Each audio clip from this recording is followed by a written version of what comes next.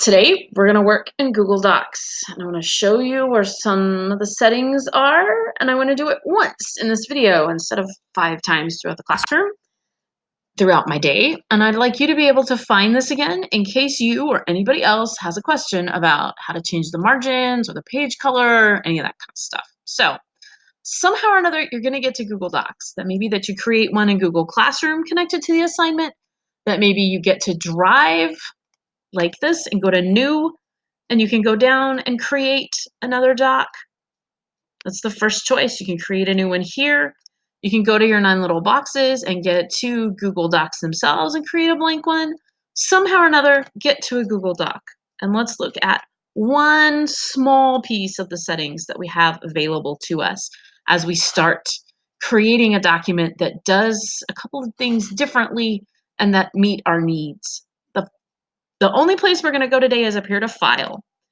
This is where we can share it. That's another video. It's where we can make a new one, open it, make a copy, download it as some other file type, rename it if we want to, publish it someday, change the language. Please leave it at English for me for now. And what we want to do is go here to Page Setup.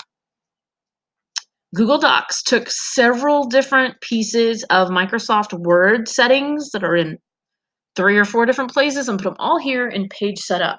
Once you know that, it turns out to be really handy. The first thing we can change is the orientation. Portrait is exactly what it sounds like. It's top to bottom. It looks like a school portrait. It's your standard worksheet flyer layout. Landscape is going to turn it so that the top edge is the long edge. This is the 11-inch part, and this side is now the 8.5-inch part on a standard piece of paper.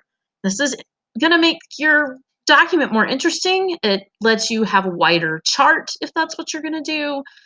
I use it all the time because it's just different, and it makes your work stand out as something different. It's not the ho-hum, everybody's got a portrait.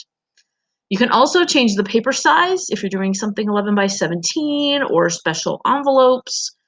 For us in class, forevermore, we're going to leave it at 8.5 by 11. If you go changing the paper size, we're going to have issues because it's not all going to fit on the screen to see. And if we ever go back and print that document, it's not going to work. So please know where the setting is and then leave it alone. Under that, we have page color options. When you are instructed to, when it suits your purposes, and especially when you're doing something on the web, you can change the background color any which way you want to, and it's going to change whatever it's going to change. Please do not do this and then print it. That is entirely too much ink, as we have discovered. It will print in that color, and I will hunt you down. Don't print it like this, and don't spend your whole class period changing the background color every 10 seconds. Okay? When that's what we're doing for the day, which we can, do it a couple of times, get a nice combination, and then leave it alone. Don't make me regret showing you this.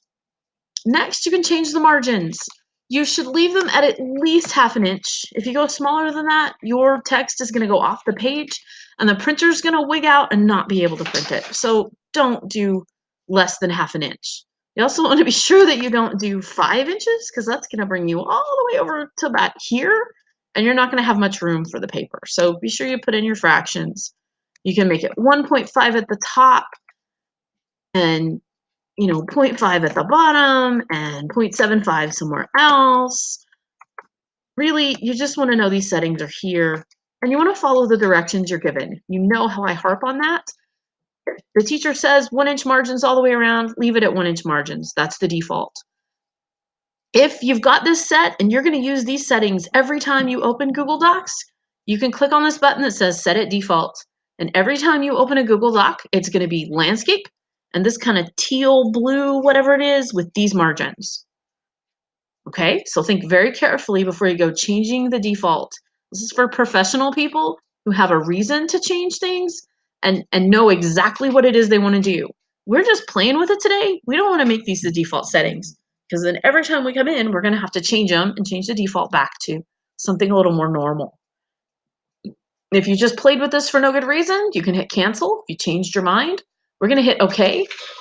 And we have worked with all of those page setup settings. I'm going to zoom out so you can see mine. And here's the beginnings of my document. Congratulations, you've just changed all of your file settings. Again, that was under File and Page Setup. Enjoy.